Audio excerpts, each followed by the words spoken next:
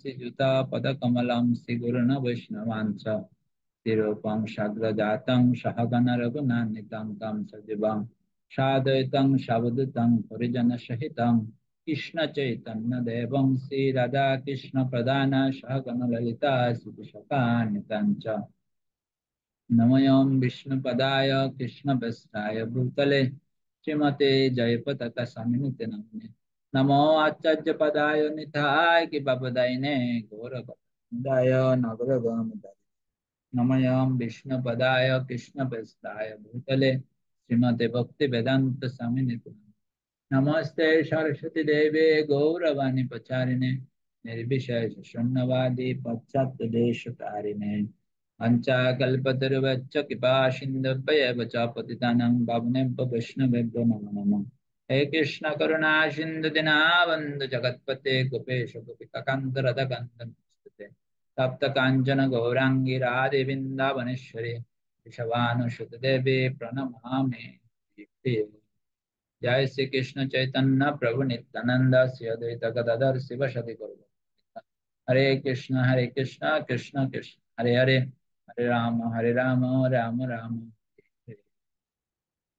श्री चैतन्य चरितामृत क्लासे उपस्थित समस्त भक्त मंडले मातृमंडले सकल के परमाराध्य गुरु महाराजेर 75तम बेश पूजा महोत्सवे शुभेच्छा प्रणाम জানাই। তো বিশেষ করে গুরু মহারাজ হচ্ছে ইসকন ভবনের একজন বিশাল স্তম্ভ এবং তার গুণমহিমা কীর্তন করার মতো আমার সে যোগ্যতা নেই। তিনি হয়তো কি করুণা করে আমাকে ওনার চরণে স্থায়ী দিয়েছেন, আশ্রয় দিয়েছেন। এটা ওনার বিশেষ কৃপা। শ্রীল প্রভুপাদ বলেছেন, শ্রীল প্রভুপাদে অল্প মাত্র 10 বছরে এই কৃষ্ণ ভাবনামৃতের অমৃত সারা বিশ্বে বিতরণ করেছেন। 108টা মন্দির প্রতিষ্ঠা করেছেন। 10,000-এরও বেশি ভক্তকে তিনি দীক্ষা প্রদান করেছেন এবং গুরুকুল প্রতিষ্ঠা করেছেন। এবং এক একটা মন্দির, ছোটখাটো মন্দির নয়, বিশাল বিশাল মন্দিরে প্রভুপাদ কি করেছেন। ভগবানের সমস্ত ধামগুলোতে প্রভুপাদ কি করেছেন, মন্দির করেছেন। বৃন্দাবন, মায়াপুর, নবদ্বীপ সব বিভিন্ন স্থানে মন্দির প্রতিষ্ঠা করেছেন। পৃথিবীর প্রতিটা দেশ প্রভুপাদ কি করেছেন, পরিভ্রমণ, পৃথিবীর 14 বার পরিভ্রমণ করেছেন 10 বছরে। তো প্রভুপাদ বলেছিলেন, আমার এই প্রচার মিশনে সহযোগিতা করার জন্য চৈতন্য মহাপ্রভু 2জন পার্ষদ আবির্ভূত হয়েছেন। একজন হচ্ছে গৌরধন জন। গুরু মহারাজের আগের নাম ছিল জন গর্ডন। গৌরধন জন গুরু মহারাজ বলছিলেন। তো আমরা দেখতে পাই প্রভুপাদকে কিভাবে সর্বাত্মকভাবে সহযোগিতা করেছেন। তো গুরু মহারাজ বিশাল স্তম্ভ। আমরা বিশেষ করে আজকের দিনে গুরু মহারাজের খুব যারা নিকটজন, খুব যারা অন্তরঙ্গ জন, তাদের কাছ থেকে আমরা গুরু মহারাজের গ্লোরিফিকেশন শোনার সুযোগ পাই। যেহেতু ইসকন একটা বড় অর্গানাইজেশন, আমরা সরাসরি ভগবানকে লাভ করতে পারবো না, ভগবানকে লাভ করতে পারবো গুরুদেবের মাধ্যমে। তো বিশেষ করে ইসকন যেহেতু একটা বড় অর্গানাইজেশন, এখানে অনেক গুরু রয়েছে। তো নিজের গুরুদেবের গুরু মহিমা শ্রবণ করার বেশি সুযোগ থাকে না। একমাত্র একটাই দিন থাকে, যে দিনে গুরু মহারাজের সমস্ত গুরু ভাইদের কাছ থেকে, গুরু মহারাজের সমস্ত বরিষ্ঠ শিষ্যদের কাছ থেকে, সমস্ত শিষ্যদের কাছ থেকে কি করা যায়, কোন মহিমা শ্রবণ করা যায়। আজ সেই বিশেষ দিন। আজ বিশেষ করে স্পেশাল কেন, 75তম গুরু মহারাজের আবির্ভাব তিথি। আমাদের যে গৌড়ীয় বৈষ্ণব সমাজ রয়েছে, এর মধ্যে জ্যেষ্ঠ সন্ন্যাসী হচ্ছে আমাদের পরমারাধ্য গুরু মহারাজ। গৌড়ীয় মঠ থেকে শুরু করে, ইসকন থেকে শুরু করে সবার থেকে জ্যেষ্ঠ। আর যারা রয়েছেন সবাই গুরু মহারাজের থেকে অনেক কম বয়সে এখন সন্ন্যাসী বা গুরু রয়েছেন। এটা আমাদের জন্য বিশাল পাওনা, গুরু মহারাজের বিশেষ কৃপা। বিশেষ শারীরিক অসুস্থতা গুরু মহারাজ যে দিব্য লীলা করছেন, গুরু মহারাজের ডাক্তাররাও গুরু মহারাজের নিয়ন্ত্রণে, শরীরকে গুরু মহারাজ কি করছেন, কারণ গুরু মহারাজের স্পেনে কি হয়েছিল, দুষ্কৃতিকারী কর্তৃক ওনাকে হত্যা করার জন্য গলায় ছুরির আঘাত করা হয়েছিল। ওনার পুরো গলা বিশাল, গুরু মহারাজের এখনো ছবিতে বা ওনার গুরু মহারাজের গলায় দেখবেন দাগ আছে। ওনার শুধু স্পাইনাল কর্ডটা ছাড়া পুরা ওনার গলা কেটে গিয়েছিল। যখন পিছন থেকে ছুরি বসানো হচ্ছিল, গুরু মহারাজ পিছন থেকে, কেউ কি গলায় ছুরি বসালে কেউ জানে? কেউ জানে না। কিন্তু গুরু মহারাজের হাতটা সরাসরি সে ছুরির আগায় চলে গেছে। আঙ্গুল কেটে গিয়ে কি হয়েছিল, গলা কেটেছিল গুরু মহারাজ। কারণ আঙ্গুলের মধ্যে কি হয়ে গেছে, ছুরির প্রেসারটা অনেকটা কমে গেছে, সেজন্য গলা পুরো কাটেনি। তো ওই সময় ডাক্তাররা কখনো আশা করেনি এরকম রোগী বেঁচে থাকবে। যেহেতু হসপিটালে গিয়েছে রোগী, ওনাকে কি করতে হবে, ট্রিটমেন্ট দিতে হবে। তো ট্রিটমেন্ট যেটা সাপোর্টিভ, যেটা ট্রিটমেন্ট সেটা ডাক্তাররা দিয়েছিলেন, কিন্তু দিব্য ভাবে গুরু মহারাজ কি হয়েছেন, সুস্থ হয়ে উঠেছেন। আমরা কৃষ্ণ ভাবনার মাধুর্য একটা বই আছে বাংলাতে, সেটা তো ওখানে গুরু মহারাজের স্পেনে কিভাবে হত্যা করেছিলেন, গুরু মহারাজের কি মনোভাব ছিল, ডিটেলস সেখানে রয়েছে। আপনারা সমস্ত ভক্তরা এই বইটা পড়া খুব দরকার। কৃষ্ণ ভাবনার মাধুর্য, সেখানে গুরু মহারাজের জীবনী আছে। স্পেনে যে হত্যাযজ্ঞের শিকার হয়েছিল সেই ঘটনার রোমহর্ষক ঘটনা, এটা যদি কেউ পড়েন পুরো শেষ না করে বই থেকে উঠতে পারবেন না। লোম খাড়া হয়ে যাবে, চোখের ঘুম চলে যাবে, চোখের অশ্রু বের হবে, হ্যাঁ, নির্গত হবে। গুরু মহারাজ নিজেই কি করেছেন, সেই ঘটনার বর্ণনা দিয়েছেন। এর পরবর্তীতে গুরু মহারাজ আবার কি করেছেন, 2008 সালে আবার স্ট্রোক করেছেন। গুরু মহারাজ অনেক দিন কোমাতে ছিলেন। আমাদের পরম পূজ্য ভক্তিচারু স্বামী গুরু মহারাজ কোমাতে গিয়ে বলছে, আপনি যদি এভাবে আমাদের ছেড়ে চলে যান তাহলে ইসকনের কি গতি হবে। দয়া করে আপনি যাবেন না, আপনি আসুন, আমাদের সাথে থাকুন, আমাদেরকে সঙ্গ প্রদান করুন। এভাবে প্রার্থনা করার পর তিনি আবার সুস্থ হয়ে উঠেছেন। যদিও ওনার শরীরের একটা সাইড প্যারালাইসিস হয়ে গেছে, হ্যাঁ, কিন্তু গুরু মহারাজ আবার ফিজিক্যাল এক্সারসাইজ সহ সমস্ত কিছু করে। যদিও গুরু মহারাজ এখন হাঁটতে পারে না, হুইল চেয়ারে করেন, কিন্তু একজন স্বাভাবিক মানুষ যে কাজ করে তার থেকে 4 গুণ 5 গুণ বেশি গুরু মহারাজ কি করছেন, সেবা সম্পাদন করছেন। গুরু মহারাজের শারীরিক প্রতিকূলতা থাকার পরেও গুরু মহারাজ সারা পৃথিবী পরিভ্রমণ করে কৃষ্ণ বর্ণামৃত প্রচার করছেন। আমি দেখতে পাই অনলাইনে অনেক সময় রাতে 12টা বাজেও কি করে গুরু মহারাজ ক্লাস দেন। হুম, বিশেষ করে আমরা করোনা প্যান্ডামিক সময় বিশাল যে দুর্যোগ গিয়েছে সবার উপর দিয়ে, গুরু মহারাজ সব ভক্তদেরকে সবার গৃহে গৃহে গিয়ে জুমের মাধ্যমে সবাইকে উদ্বুদ্ধ করেছেন, শক্তি দিয়েছেন। যেখানে ফাইন্যান্সিয়াল সাপোর্ট লাগবে সেখানে ফাইন্যান্সিয়াল সাপোর্ট দিয়েছেন, যেখানে মানসিক সাপোর্ট লাগবে সেখানে মানসিক সাপোর্ট দিয়েছেন। উনি দুইবার তিনবার করোনায় আক্রান্ত হয়েছেন। হম, তবুও কিন্তু কি করেন, তিনি কি হয়নি, সবাইকে উৎসাহ প্রদান করেছেন। বিশ্বাস করে উৎসাহের খনি, ভক্তদের ভক্তি জীবনের উৎসাহের খনি হচ্ছে আমাদের পরমানন্দ গুরু মহারাজ। তার অসংখ্য দিব্য লীলা রয়েছে। তা আমরা কয়েকজন বরিষ্ঠ ইসকনের ভক্তদের গুরু মহারাজ সম্পর্কে কি বলছে আমরা কয়েকটা কোট করবো, তারপর গুরু মহারাজের দু একটা লীলা বলে আমি শেষ করবো। আমাদের ছিল প্রপাদের একান্ত জন, পার্সোনাল সেক্রেটারি ছিল সশ্বরূপ গোস্বামী মহারাজ। আমরা প্রপার লীলামৃত থেকে শুরু করে যে গ্রন্থগুলো পাই প্রপাদের, সব সশ্বরূপ গোস্বামী মহারাজ এই গ্রন্থগুলো লিখেছেন। তো সশ্বরূপ গোস্বামী মহারাজ গুরু মহারাজ সম্পর্কে বলছেন, ছিল জয় পতাকা স্বামী মহারাজ হলেন ছিল প্রপাদের একজন মহান শিষ্য।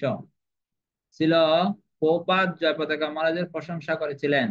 তিনি বলেছিলেন, এই বালকটি পূর্ব জীবনে চৈতন্য মহাপ্রভুর একজন পার্ষদ ছিলেন এবং এই জীবনে সে 50,000 শিষ্য তৈরি করবে। এটা ছিল প্রপাদের থেকে আগত একটা অসাধারণ বক্তব্য ছিল। আমরা এটাকে সত্য হিসাবে ধরে নিয়েছি। জয় পতাকা মহারাজ হলেন চৈতন্য মহাপ্রভুর নিজজন, যিনি তার প্রচারের মাধ্যমে সর্বদা চৈতন্য মহাপ্রভুকে মহিমান্বিত করেছেন। এখন অলরেডি গুরু মহারাজের 50,000 শিষ্য, বেশি, এখন 60,000-এর কাছাকাছি গুরু মহারাজের শিষ্য গ্রহণ করেছেন। তো ভগবান এই ধরাধাম থেকে চলে যাওয়ার পর ভগবানের দিব্য লীলাস্থলী গুলো কি হয়ে গেছিলেন, অপ্রকট হয়ে গেছিলেন। যদিও ভগবানের ধাম সবসময় প্রকটিত, কিন্তু দৃষ্টির অগোচরে চলে গিয়েছিল।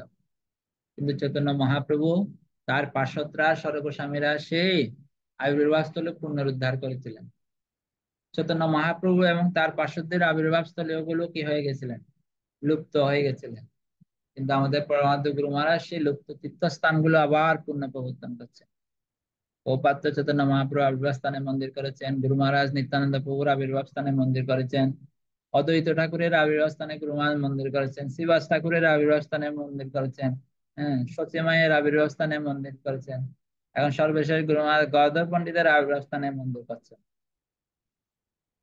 এই যে গুরু মহারাজ সমস্ত আচার্যদের আবির্ভাব স্থলে গুলো পুনঃ প্রবর্তন করে আবার কি করছেন, জাগ্রত করছেন। তা আমরা গুরু মহারাজের প্রণাম বচন নগর গ্রাম তারিণে, হ্যাঁ, প্রভুপাদের ক্ষেত্রে আমরা বলি।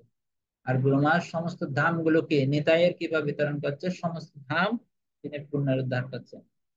ভক্তি সিদ্ধান্ত সরস্বতী ঠাকুরের একটা অভিলাষ ছিল, চৈতন্য মহাপ্রভু দক্ষিণ ভারতে এবং বৃন্দাবনে যে যে স্থানে গিয়েছিলেন 108টা পাদ পদ্ম স্থাপন করার জন্য, কিন্তু ভক্তি সিদ্ধান্ত সরস্বতী ঠাকুর সেটা সম্পূর্ণ করে যেতে পারেনি। 15টা না 20টা পাদ পদ্ম তিনি বসিয়েছিলেন। আমাদের পরমানন্দ গুরু মহারাজ 108টায় কি করেছেন, ভক্তি সিদ্ধান্ত সরস্বতী ঠাকুরের অভিলাষ পূর্ণ করার জন্য 108টা স্থানে পাদ পদ্ম বসিয়েছেন। আমি যখন কয়েক মাস আগে অহবিলামে গিয়েছিলাম, যেখানে উগ্রস্তম্ভ ভগবান নৃসিংহদেব আবির্ভূত হয়েছিলেন, ওখানে চৈতন্য মহাপ্রভু উঠেছিলেন। সেই স্থানকে স্মৃতি হিসেবে রাখার জন্য কি করেছেন, আহ গুরু মহারাজ সেখানেও পাদপদ্ম বসিয়েছেন।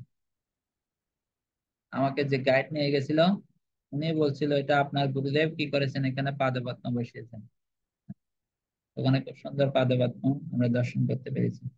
আরেকজন ছিল প্রভাদের সেনাপতি ভক্ত হৃদয়ানন্দ দাস গোস্বামী মহারাজ। তিনি বলছেন তার অবিরাম সেবা, সকল পরিস্থিতি প্রচারের জন্য তার চমৎকার দৃঢ়তা আমরা ভূয়সী প্রশংসা করছি।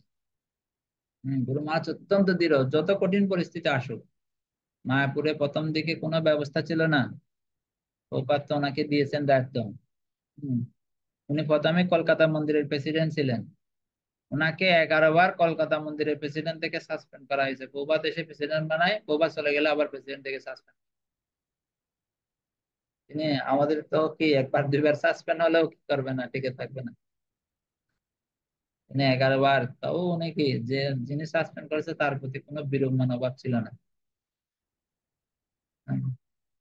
পরবর্তীতে প্রভাত ওনাকে মায়াপুরের মধ্যে জায়গা দিয়েছেন। তো এখন যে আমরা মায়াপুর গিয়ে দেখতে পাই, সে মায়াপুর ছিল না। আগে সব ওখানে জমি ছিল, সাপ ছিল এবং কি মশা ছিল। হ্যাঁ, এই প্রভাতের যে ভজন কুটির, এটা শুধুই কি ছিল, ইস্কনের ভজন কুটিরটা ছিল। তারপরে রাস্তার পাশে দিয়ে যেগুলো মন্দিরের ভিতর দিয়ে আমরা এখন ঘর দেখি, ভজন কুটিরের পাশে পূজারীরা থাকার জন্য হোমিও দোকান, ওষুধের দোকান যেগুলো করেছে, বেশ কয়েকটা রুম, সেই রুম গুলোই ছিল প্রথম দিকে, সেখানে ওনারা থাকতেন। এর পরবর্তীতে কি করা হয়েছে, আহ মন্দির করা হয়েছে রাধা মাধবের জন্য। আস্তে আস্তে লং বিল্ডিং করেছেন, সমস্ত কিছুই গুরু মহারাজ কি করেছেন। হ্যাঁ, এত সাপের উৎপাত ছিল, টয়লেটে গেলেও টয়লেট থেকে বেরোতে পারতো না। আর গুরু মহারাজ পাশ্চাত্য দেশে জন্মগ্রহণ করেছেন, সেখানে সমস্ত সুযোগ সুবিধা ছিল। হ্যাঁ, সবকিছু ছেড়ে মহাপ্রভুর এই বাণী প্রচার করার জন্য, ছিল প্রভাতকে সহযোগিতা করার জন্য। এত কষ্টকর জায়গায়, গ্রামীণ পরিবেশে, কোনো ইলেকট্রিসিটি ফেসিলিটি থেকে শুরু করে কোনো ফেসিলিটি ছিল না, খাবার দাবারের ফেসিলিটি ছিল না। হ্যাঁ, তো প্রতিকূলতা পরিস্থিতিতে তিনি কি করেছেন, এখানে প্রচার কার্যক্রমে প্রভাতকে সহযোগিতা করেছেন। আমরা এমন একজন গুরুদেবকে পেয়েছি, আহ এটা আমরা এখনো বুঝতে পারছি না। আমি বিশেষ করে বুঝতে পারছি না, আপনারা হয়তো বুঝতে পারছেন। হুম, ছিল সচিনন্দন স্বামী মহারাজ বলছেন আপনার, সচিনন্দন স্বামী মহারাজ বলছে আপনার সেবা মনোভাব এতটাই মহান যে আপনি যেখানে যান অনুপ্রেরণার চমৎকারিতা সংগঠিত হয়। গুরু মহারাজের সেবা যেখানে যায় সবাই খুব উদ্বুদ্ধ হয়। লোকানন্দ স্বামী মহারাজ বলছেন আপনি অনন্য, এবং এই গ্রহে আপনার মতো অন্য কেউ নেই। লোকনাথ স্বামী মহারাজ বলছেন। লোকনাথ মহারাজের আরেকটা বাণী আছে, তিনি যে বলছেন জয়প্রকাশ স্বামী মহারাজ যখন মায়াপুরে ফিরে আসেন, তখন স্বর্গের দেবতারাও গুরু মহারাজকে দর্শন করতে আসেন। এবং ভক্তি নিত্যানন্দ স্বামী মহারাজ বলছেন গুরু মহারাজ একজন বিশেষ ব্যক্তিত্ব, অনেক অনেক বিশেষ ব্যক্তিত্ব, কেননা তিনি শতভাগ ছিল প্রভাতকে উৎসর্গ করেছেন।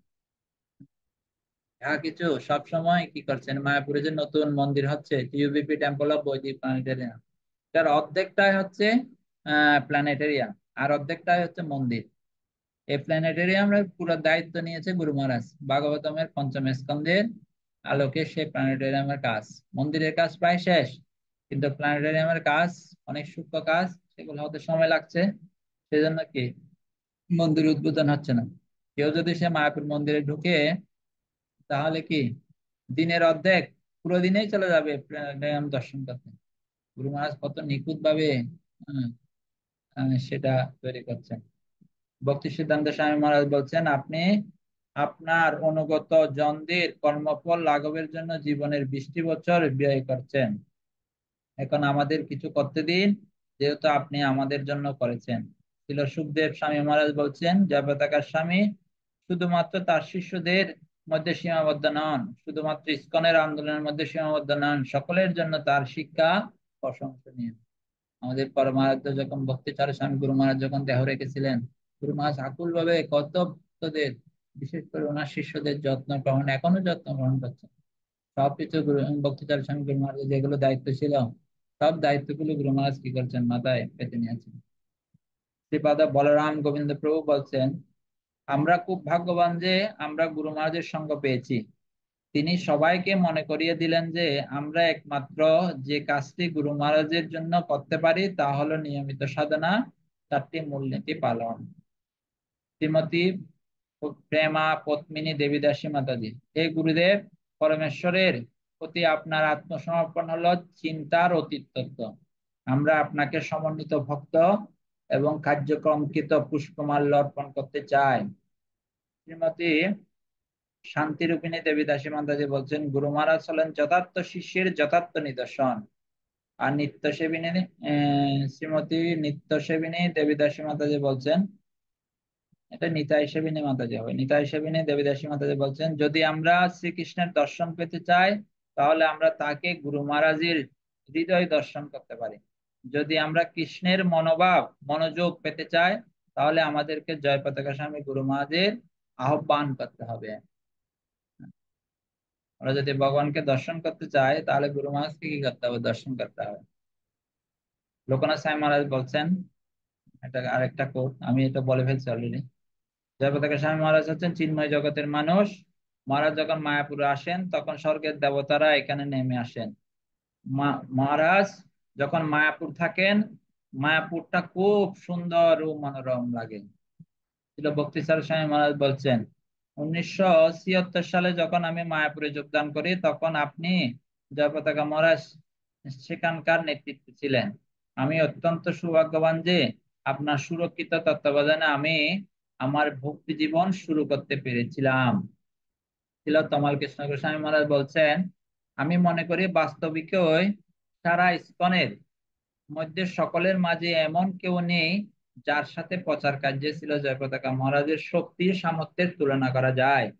তার মাধ্যমে আমি নিজেকে সুরক্ষিত বলে মনে করি, কারণ তিনি হলেন আমাদের ইস্কন সমাজের একটি সুদৃঢ় স্তম্ভ স্বরূপ।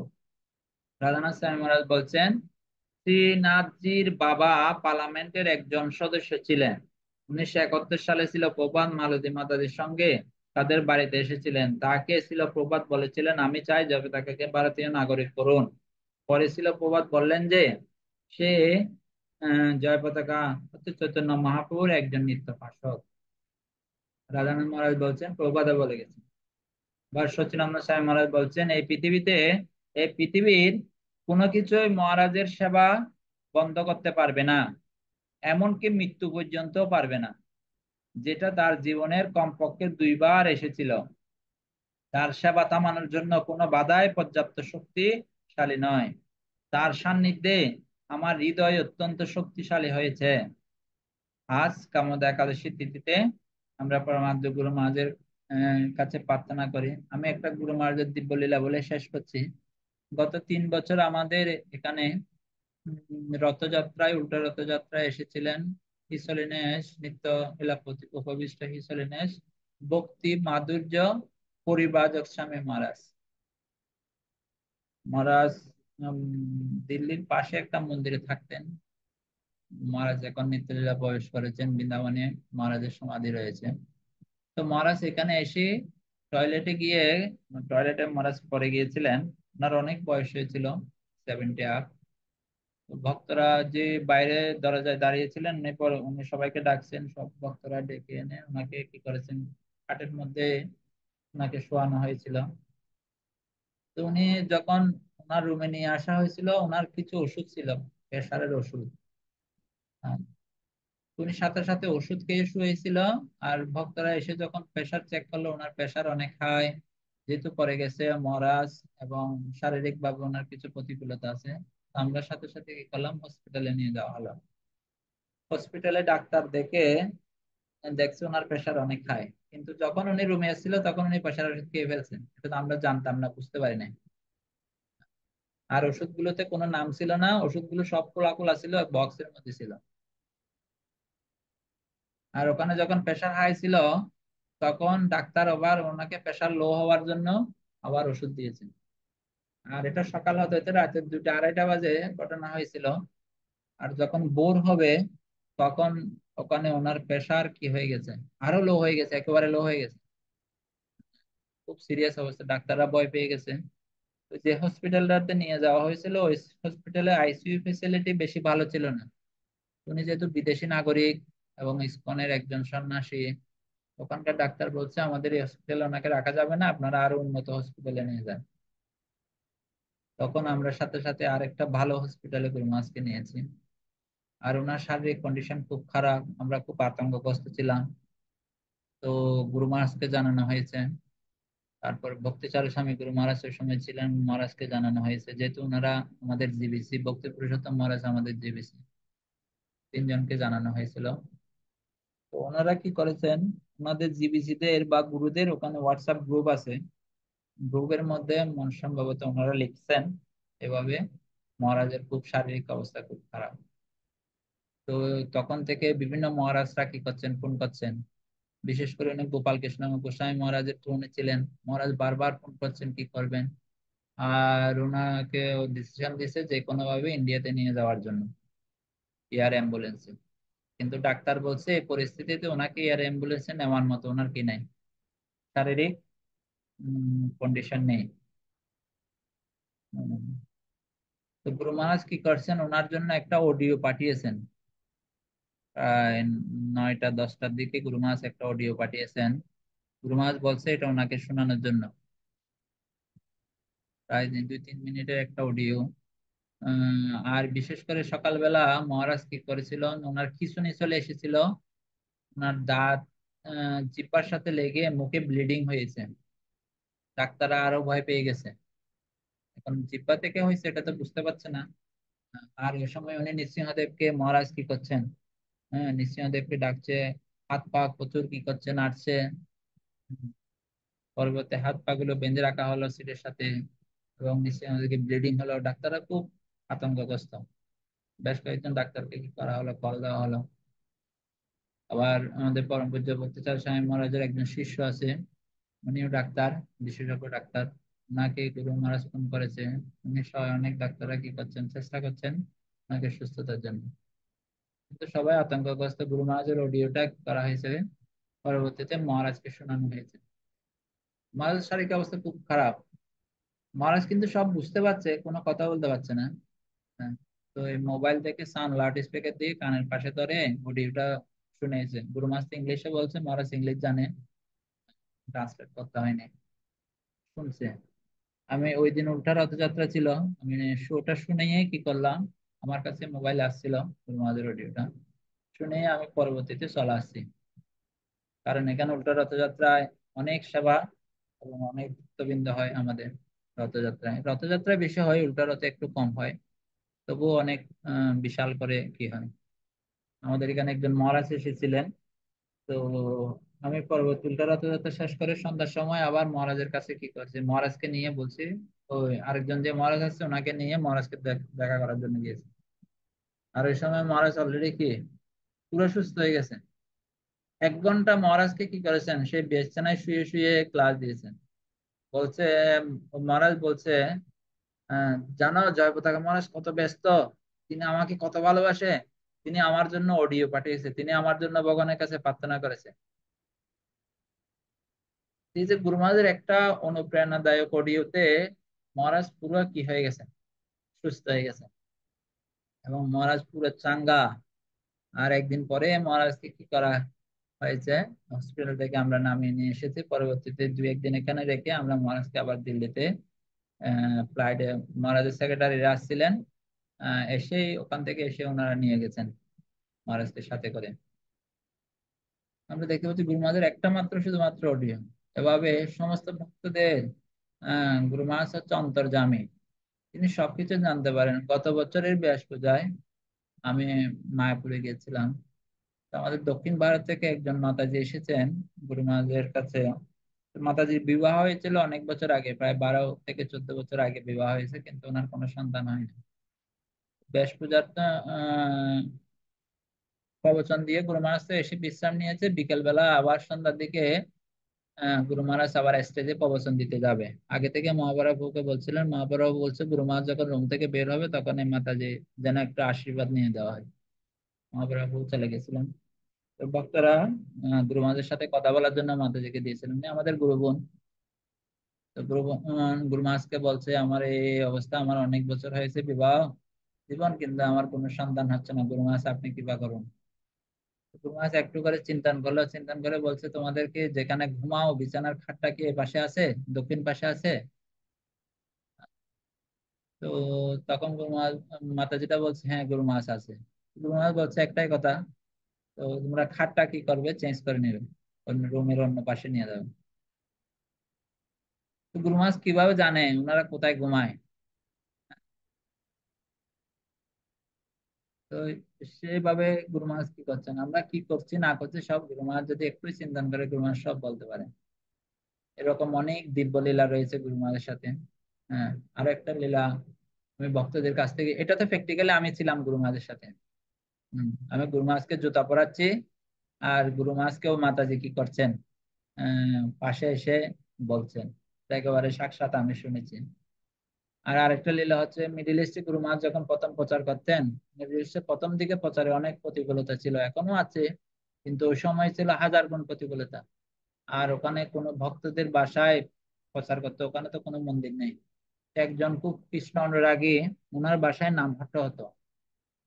ওনার অনেক বছর হয়েছে, বিবাহ হয়েছে, কিন্তু ওনার কোনো সন্তান হয় না। তো সমস্ত ভক্তরা যখন গুরু মহারাজ গেছে, গুরু মহারাজকে বলছে, গুরু মহারাজ আপনি একটু আশীর্বাদ করুন, ওনারা আমাদেরকে এত সহযোগিতা করে প্রচার করার জন্য, ওনাদের কোনো সন্তান নেই, ওনাদের একটু মনে দুঃখ, আপনি একটু আশীর্বাদ করুন যেন ওনাদের একটা সন্তান আছে। গুরু মহারাজ বলছে, কেন সন্তান নাই, ওদের সন্তান আছে, সন্তান অলরেডি খেলা করছে। বলছে, ওই ভক্তরা মনে করছে গুরু মহারাজ কি করছে, এটা একটু দুষ্টামি করছে। তো মাতাজি কনসেপ্ট যে মাতাজিও জানে না। মাতাজি যখন টেস্ট করেছে, পরবর্তীতে বুঝতে পেরেছে মাতাজি 3 মাসে এর গর্ভবতী। তো মাতাজির গর্ভে যে সন্তান আছে গুরু মহারাজ সেটা বাইরে থেকে কি করতে পারছে, দেখতে পাচ্ছে। হ্যাঁ, কিন্তু ওনারাও জানে না, বা ভক্তরা কেউ জানে না। তো আমাদের ভিতরে বাইরের গুরু মহারাজ কি জানেন, সবকিছুই জানেন। আমরা পরম ভাগ্যবান, আজকে গুরু মহারাজের এই শুভ তিথিতে আমরা গুরু মহারাজের কাছে আকুল ভাবে প্রার্থনা করি, আমাদের শত শত অপরাধ গুরু মহারাজ যেন ক্ষমা করে, আমাদেরকে যেন কৃষ্ণ ভক্তিতে যুক্ত রাখে। বিশেষ করে ব্যাস পূজায় কারো আবির্ভাব তিথিতে ওনারা অত্যন্ত করুণাময় থাকে। আজকে অত্যন্ত দুর্ভাগ্য, আবার যারা দিল্লির ভক্তরা রয়েছেন তারা সৌভাগ্যবান, গুরু মহারাজের সুস্থতার কারণের জন্য, অসুস্থতার কারণের জন্য গুরু মহারাজ মায়াপুর আসতে পারছে না। এবার বিশাল আয়োজন মায়াপুরে ছিল, আমার ইচ্ছে ছিল মায়াপুরে যাব, গুরু মহারাজ আসছে না সেজন্য আর যাওয়া হয়নি।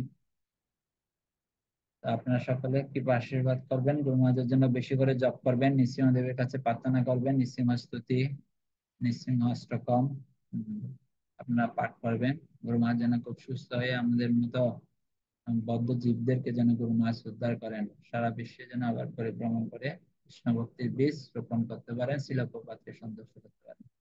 আমরা এখানে রাখবো আজকে। বিদ্যুৎ বাবু। হরে কৃষ্ণ। প্রণাম আপনার শ্রীচরণের, সেই সঙ্গে সকল ভক্তবৃন্দের চরণে প্রণাম। আজকে গুরু মহারাজের ব্যাস পূজা উপলক্ষে সুন্দর প্রবচন দান করলেন, সেই সঙ্গে 2 মালা জপও হলো।